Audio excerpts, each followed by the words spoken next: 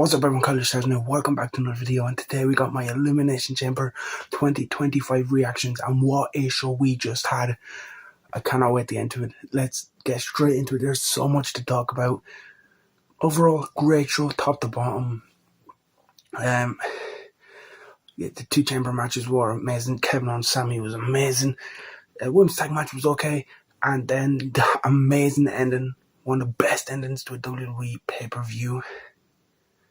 And yeah, let's just get straight into it. Opening up with the women's chamber match, and Jade Cargill returns. It was Naomi and Liv Morgan starting us off. Jade's music hits before the chamber is locked, and out she comes. It looks like she's going for Liv Morgan. Liv Morgan's backing off. It's like, it wasn't me. She gets in Liv's face, and then swerve, bang, hits Naomi, and she kills her. Naomi is dead after what Jade Cargill did. They made Jade Cargill look like a beast. The way she just destroyed Naomi. Bianca Belair, a round of applause for Bianca. Her selling of that beatdown in the chamber. You know, she was in the pod. She couldn't help out Naomi. All she could do was watch on as Jade Cargill returned and beat down Naomi. She was screaming. She didn't know what was going on. She didn't know what to do. And then, yeah, like I said, Jade just kills Naomi. Basket boots her into a pod. Naomi's trying to crawl away. She's trying to escape the chamber. And, you know, the new sliding door on the new chamber. Well, not new chamber. It's been around for about 10 years now, nearly. But yeah, the newer version of the chamber, I should say. Like, she gets that and just slams it into Naomi's head. And, you know, she leaves. They announce over the ring announcers announce Naomi cannot compete, so therefore she's eliminated, and she's getting like stretchered out. First person to release from the pod is Bianca Belair. Bianca goes straight over to Naomi to check on Naomi. She just runs past Liv Morgan, checks on Naomi, and this allows Liv Morgan to, you know, come in and attack from behind, and we kind of get the match started from there. Yeah, great angle, very well done. Like I said, with making it look like she's going straight for Liv, swerving, hitting Naomi. Bianca selling it perfectly, just screaming in the pod, not being able to do it. And you know, once she gets released from the pod, she doesn't care about the match. She goes straight for Naomi until she's attacked from behind as Naomi's getting stretchered out. So yeah, very, very good, very well done. The match itself, very good chamber matchup as well. Some nice action, some nice sequences, nice spots. I thought Roxanne Perez, absolute standout performance from her, especially following up from that Royal Rumble performance. She's ready for that main roster, and if the Rumble didn't prove it to you tonight, definitely would have.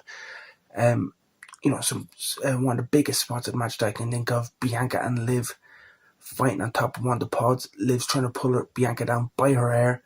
And, you know, Bianca whips her with the hair, and the sound it made was, go watch that clip. I cannot do that sound justice. That's how loud it was. That's how big the impact sounded. Then Bianca does a dive off the top of the pod onto everyone. Match comes down then to Bianca and Liv. They have a nice little back and forth sequence towards the end before Bianca hits the KOD for the victory. And yeah, Bianca Belair definitely deserves a round of applause for everything. Her performance last night, one of the best performances I've seen from anyone. Not just her performance in the chamber match, not just the moves and the action she'd done in the chamber itself, but like I said, the way she was selling that Jade Cargill attack on Naomi in the pod.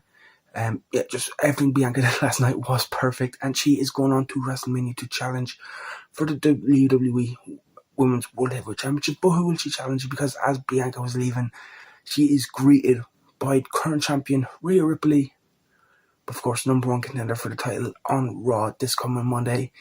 Io Sky also comes out, and they have a little stare down between the three of them, and that got me thinking,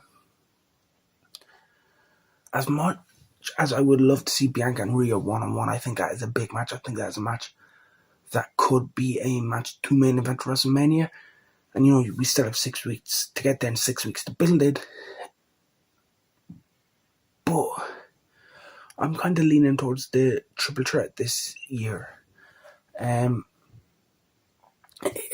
Reasoning is Bianca. She's not just going to ignore the Jade Cargill Naomi stuff. She's going to be involved in that. It's going to be a bit of a distraction for her. And I feel like Rhea and Bianca at WrestleMania, like I said, it's a big enough match to main event WrestleMania. That should be main priority. That should be the main focus, not a side part of another story. So I would do the triple threat this year. I'd have Io and Rhea having no contest on Raw. I don't know how you get there. Like time limit draw, even though WWE doesn't really do time limits. But like a double count out or something. It doesn't matter how you get there. It only matters that we do get there. Maybe you have Io pick up a surprise when I get the belt and that's how she's added. Rhea wants a rematch or something. I would do that triple threat at Mania. I'd have Bianca win, continuing her Mania streak. Maybe we even have Bianca turning heel and revealing that she was involved in the Jade Cargill attack. She knew it was Naomi. Something like that, maybe, just to add a bit more spice to it. Have Bianca win the belt and hold the belt until Mania next year. And we have Rhea Ripley chasing, trying to get back to the championship, back to that matchup. Maybe even winning the Rumble or the Chamber next year. Become a number one contender, and we do Bianca versus Rhea one-on-one next year as a big singles match that we've built. And, you know, we used the triple threat this year to kind of tease it and as the launching point to this story where we'll wrap it around till next year's Mania. I feel like that could be a year-long feud, a year-long story they could tell that I would like to see. Then we had the women's tag team matchup, Trish Stratus and Tiffany Stratton versus Candice LeRae and Nia Jax. And yeah, this match was okay. Nothing really special to talk about. It was only really a match to get Trish Stratus onto the card. It didn't really lead to anything.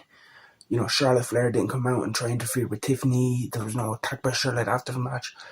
I know the faces went clean. And I believe it was Nia Jax took the pin, and I believe it was Tiffany pinning Nia clean. So I feel like that's just a way to round off and end that feud, so Tiffany can now just move on and solely focus on Charlotte Flair. So yeah, there's not really anything coming out of this. You know, the faces win. Trish wins in her hometown to celebrate her 25 years in wrestling. Tiffany Stratton finally pins Nia Jax, and yeah, we move on to Charlotte Flair and Tiffany Stratton now. But yeah, like I said, I would have liked something to happen, to get a bit of excitement. Like Charlotte and Tiffany would be a great match, but you know, have this match kind of mean something, have a purpose to this match, and have like Charlotte get involved or something, so we can like. There's something coming out of this match for us to talk about. Because I have nothing else to say about this one. Then we had unsanctioned match between Kevin Owens and Sami Zayn, and this was amazing. This was a war. This is what you wanted from an unsanctioned match between these two guys. Lots of great action, some insane bumps. You know, to start off brawling through the crowd. Sami puts Kevin through a couple of tables. Kevin puts Sami through a couple of tables. There's chairs involved. Sami pulls out a barbed wire chair at one point, and I was not expecting to see barbed wire in this match. I was not expecting to ever see barbed wire in WWE, but I marked out for that. That was great. You know, Sami like drops Kevin through. I think it was like a back suplex, or was it the Thunderbomb? Maybe. I think it was just a non-back suplex. I don't think he twisted him out to the power bomb. But yeah, you know, this match was so violent and unsanctioned match. The referee gets knocked down. Out comes Charles Robinson. He gets hit with clothesline. Then another referee comes down. And eventually, you know, all the road agents, security are there. They're trying to stop these two guys. It's unsanctioned. They can't really do anything about it, but they're like, please just stop it. Stop this violence. And, you know, eventually Kevin Owens hits not one, but two apron power bombs to Sami Zayn to put him away and get the victory. Like I said, amazing matchup between these two guys. Absolute war. Definitely worth checking out if you're a fan of that like hardcore style wrestling. If it's not for you, maybe you won't enjoy it as much as I did. But yeah, it was great. I liked seeing the barbed wire get involved. It wasn't something I was expecting to see. And yeah, just overall great matchup.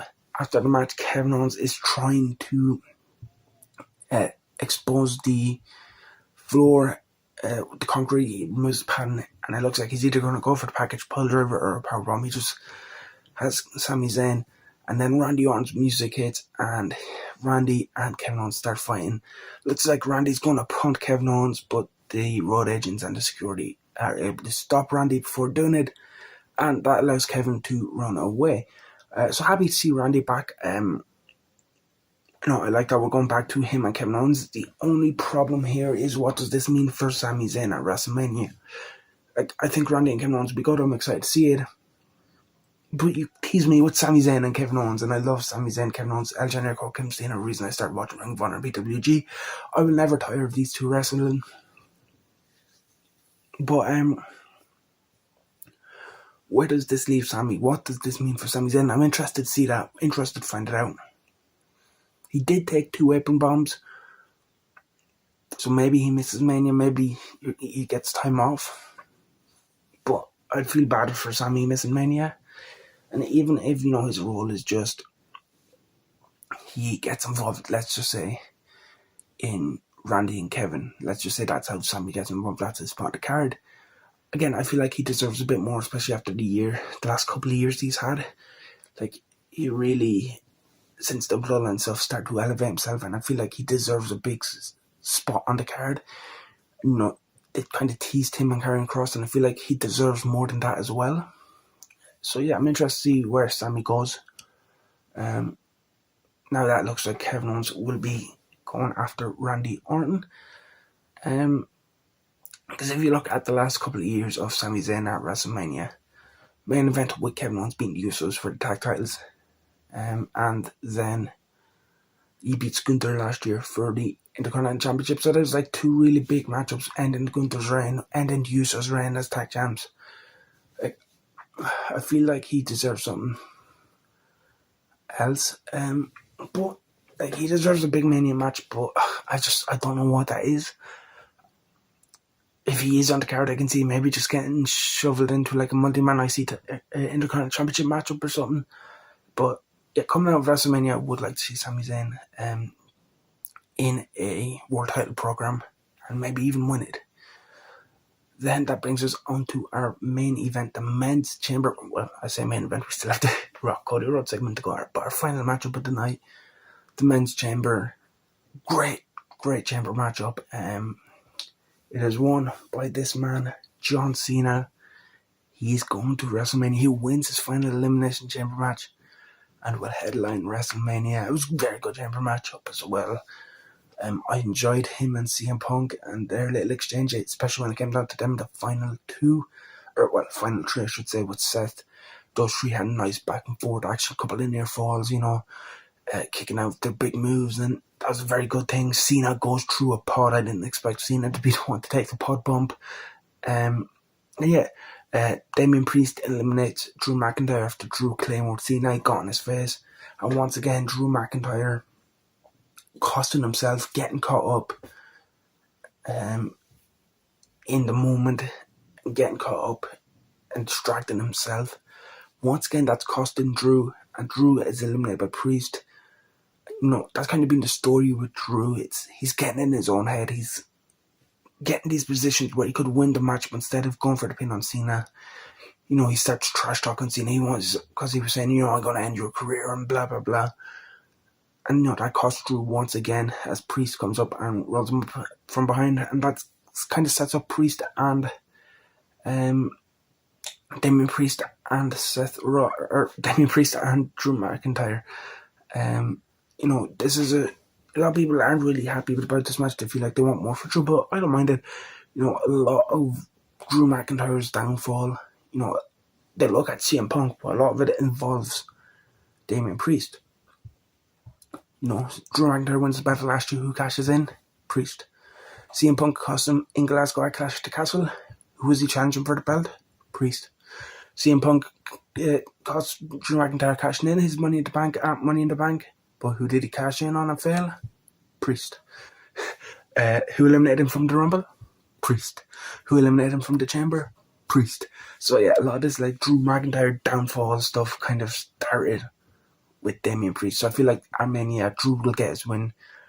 And, we'll start heating Drew up. He'll get the win up back on Priest, and that'll be him kind of starting to turn things around and rising back up into like the title picture. Logan Paul hit like a frog splash off the pod as well. That was nice.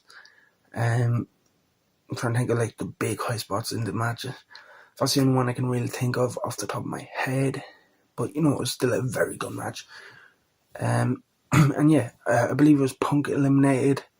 I can't remember who eliminated Priest, but Priest was out next. Then Punk eliminated Logan, and then we came down to Logan, Rollins, Punk, and Cena.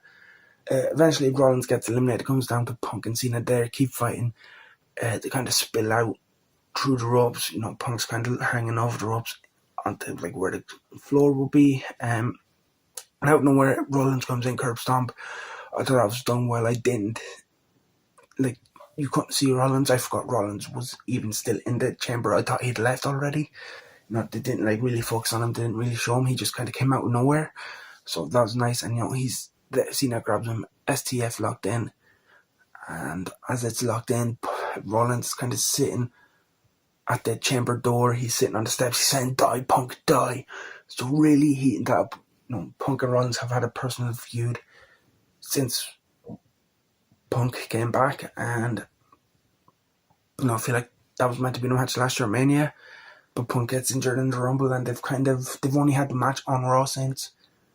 I do think Roman will get back involved. I think it will be the triple threat. Again, that's another one where people haven't really been that excited by the idea of, but I am. Again, I think that'd be a good triple threat.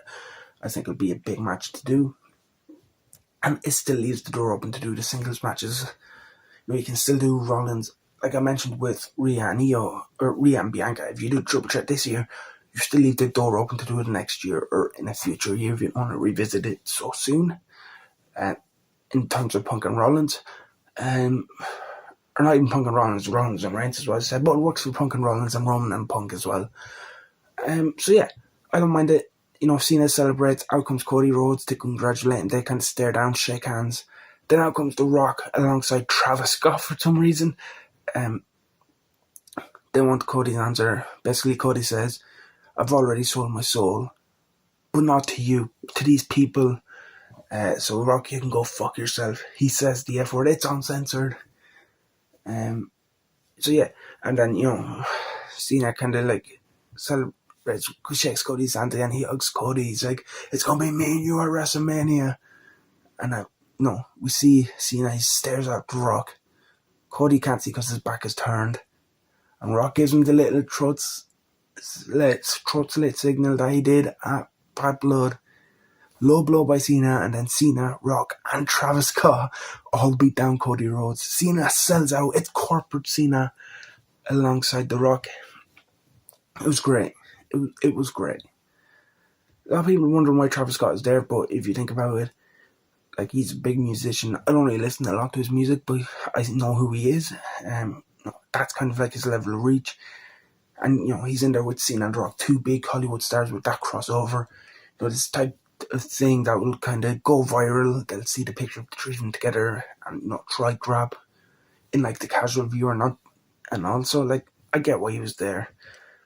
Especially when you consider the whole thing about The Rock is he wants a corporate champion because he wants, people, he wants the followers, he wants, the money that comes with all those followers and stuff. So it makes sense to have someone like a Travis Scott there. And, it kind of reminds me of Dennis Rodman being in the NWO. So yeah, I'm not going to really complain about it too much. And yeah, this is kind of like, for people my age who didn't grow up with the NWO and with Hogan's turn, this is like our version of that. This is our version of Bash at the Beach 96. And I'm excited. I'm excited for a heel John Cena. That's something people have been wanting for a long time. I'm not sure if doing it in his final year will work it how maybe they wanted to, but I will leave that for a future video. Because I do want to go into it a bit more in depth. Because there's a lot I do want to say about it, but so we'll do a future video, and I'll probably do it one tomorrow, or sometime this week talking about it. Because, like I said, I have a lot I do want to say on this, But overall, let's just focus on last night. Focus on the ankle. I'm excited for more of heel Cena alongside the final boss Rock. I think that'll be so entertaining. I cannot wait to see where we go. Last night's beatdown and the turn on Cody was so well done. You know, Cena turns up to the press conference, picks up the mic, drops it, and walks away. So yeah, I can't wait to see where this goes. Rock did say Cena is flying out to film a movie in Africa or something. So I don't know when Cena will be back. I know he's advertised for a couple of the European shows.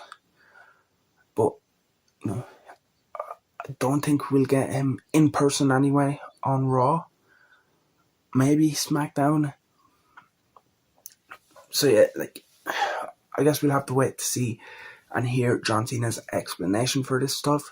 But again, that's just something to look forward to. The road to WrestleMania has been set. It's heating up. I cannot wait. So yeah, that's it. Going to be it for this video. Leave a like. Let me know what you thought of Elimination Chamber in the comment section below. Subscribe if you're not already, and I'll see you in the next one.